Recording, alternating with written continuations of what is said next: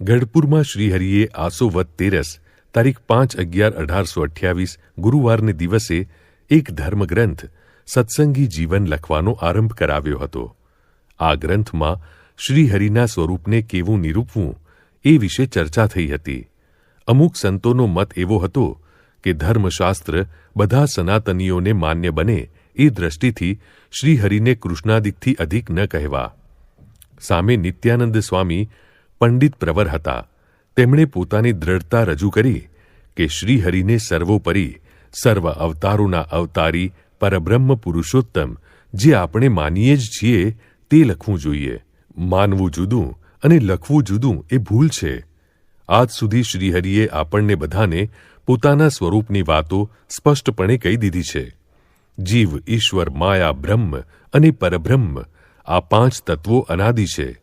આ તેમનો આપેલો સિદ્ધાંત છે. અવતારો ઈશ્વર કોટીમાંથી થાય છે, એટલે કે અનિરુદ્ધ, પ્રદ્યુમ્ન, સંકર્ષણ અને વાસુદેવ એ 4માંથી અવતાર થાય છે. આ તો શાસ્ત્ર સંમત સત્ય છે.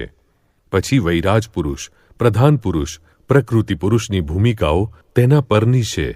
તે પણ સઘળું માયામય છે. એ મહામાયાથી અનંત ગણું ઉપર અક્ષરધામ છે. તેમાં શ્રીહરિ પરબ્રહ્મ પુરુષોત્તમનો નિવાસ છે.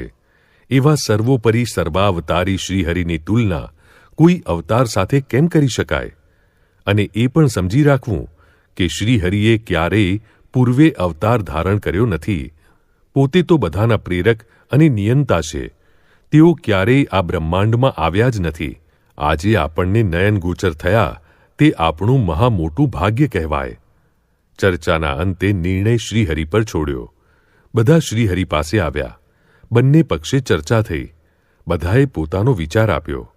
શ્રી કૃષ્ણના પક્ષવાળાઓએ કહ્યું, મહારાજ, આપને શ્રી કૃષ્ણથી અધિક કેમ કહેવાય? શ્રીહરિ કહે, બરાબર છે, અમને મોટા ન કહેવા જોઈએ. સૌ કહે, આ નિત્યાનંદ સ્વામી તંત છોડતા નથી, તેમને સમજાવો. શ્રીહરિને મનોમન હસવું આવી ગયું. એમ કે આજ સુધી અમે અમારા સ્વરૂપ વિશે જે કંઈ વાતો કરી તેમાંથી થોડી પણ આ લોકોએ અપનાવી લીધી હોત તો આ ચર્ચાનો સવાલ જ ઊભો ન થાત. શ્રીહરિએ એકદમ કડક વલણ અપનાવ્યું. શ્રીકૃષ્ણના પક્ષવાળાઓ સાથે ભળી ગયા અને કહે, અમને શ્રીકૃષ્ણથી મોટા ન લખવા. નિત્યાનંદ સ્વામી સમજી ગયા કે શ્રીહરિ આ ચર્ચાનો અંત કેવી રીતે લાવવા માંગે છે. તેઓ બિલકુલ ઝૂક્યા નહીં. શ્રીહરિ કહે, નિત્યાનંદ સ્વામીને વિમુખ કરવા જોઈએ, કારણ કે તેઓ બધાથી અલગ ચોકો રચે છે. શ્રીહરિના આ કથન સાથે બધા સંમત થયા, પરંતુ ગોપાળાનંદ સ્વામી, ગુણાતીતાનંદ સ્વામી, વિધાત્રાનંદ સ્વામી, નિષ્કુળાનંદ સ્વામી વગેરે સંતોએ સ્પષ્ટપણે નિત્યાનંદ સ્વામીનો પક્ષ લીધો. બ્રહ્માનંદ સ્વામી તટસ્થ રહ્યા, પરંતુ શ્રીહરિનું વલણ તીખું હતું. નિત્યાનંદ સ્વામીએ શ્રીહરિના ચરણોમાં દંડવત પ્રણામ કર્યા અને જવા માટે વિદાય લીધી.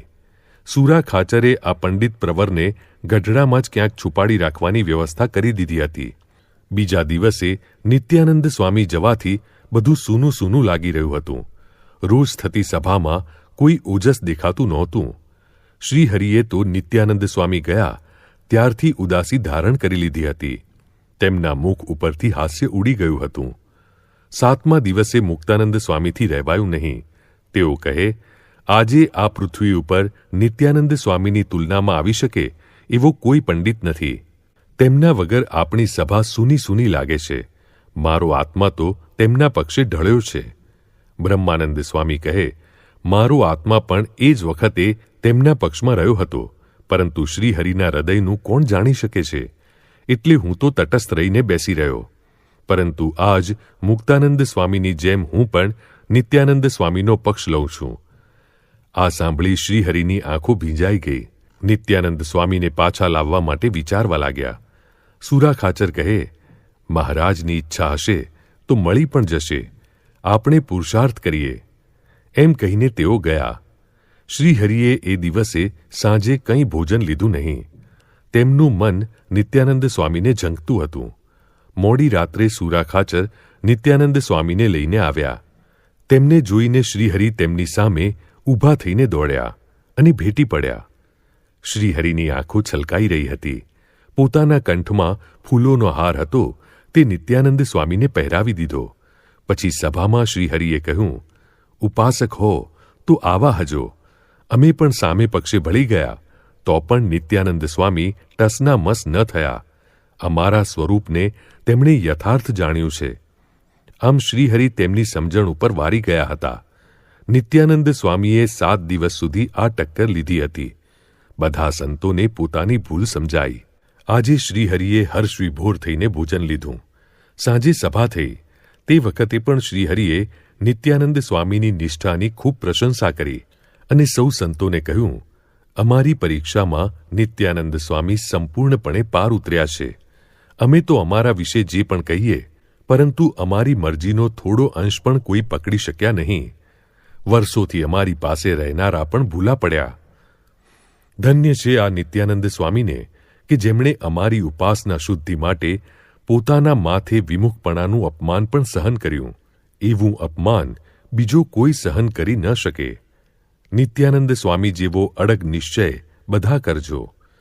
અમારા ચરિત્રો જોયા છે, સાંભળ્યા છે કે અનુભવ્યા છે, છતાં પણ અમને સમજવામાં ભૂલા પડ્યા.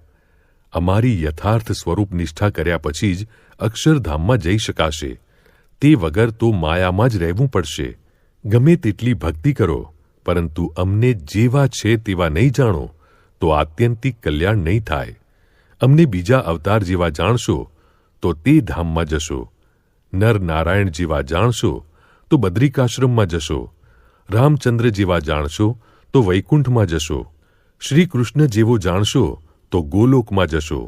પરંતુ અમને માયાથી પર અક્ષરધામના અધિપતિ સર્વોપરી પરબ્રહ્મ પુરુષોત્તમ જાણશો તો અક્ષરધામની પ્રાપ્તિ થશે.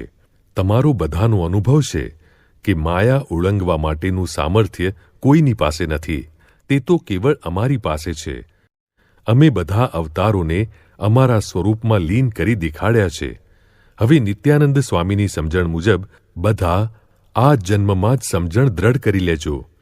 તેનું તાત્પર્ય પણ આ જ છે કે અમારો યથાર્થ નિશ્ચય સ્વરૂપ નિષ્ઠા દ્રઢ કરવી, દેહભાવને ટાળવો, બ્રહ્મભાવ કેળવવો, આ બધું અહીં આ જન્મમાં જ કરી લેવું પડશે. શ્રીહરિના વચનો સૌ સંતોએ હૃદયમાં ધારી લીધા. આ કસોટી ખરેખર કોની હતી તે સૌ સમજી ગયા.